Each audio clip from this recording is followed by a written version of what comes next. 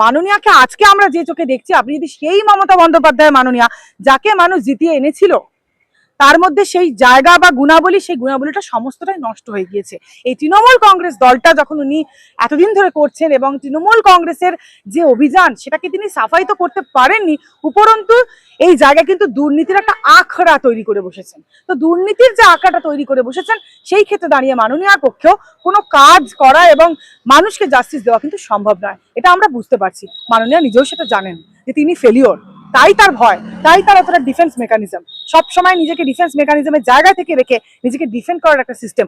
তার কেন মানুষের উপর ভরসা নেই? কেন ভোটে ছাপ্পা রিগিং করতে হচ্ছে? কেন পোলিং এজেন্ট বসতে দেওয়া হচ্ছে না? কেন বোমা বারুদের কারখানা তৈরি করে রাখা হচ্ছে গোটা পশ্চিমবঙ্গটাকে? এই যে কিছুদিন আগে আমাদের যে বাচ্চা মুসলিম বোনটি তামান্না, তাকে যে আজকে খুন হতে হলো নৃশংসভাবে, কেন মাননীয় সাহস করতে পারছেন না? তার তো আজকে এটা তিনি ভাবলে পারতেন যে ভোট সঠিকভাবেই হোক, আমার বুকে বল আছে, আমি সেই জায়গাটা উইন করব, কিন্তু না, ছাপ্পা রিগিং ছাড়া, মারামারি বোমা বারুদ ছাড়া মাননীয়ার পক্ষে ভোট জেতা অসম্ভব। সেটা মাননীয়া বুঝে গেছেন, মানুষ সেটা অবশ্যই উত্তর দেবে 26-এ।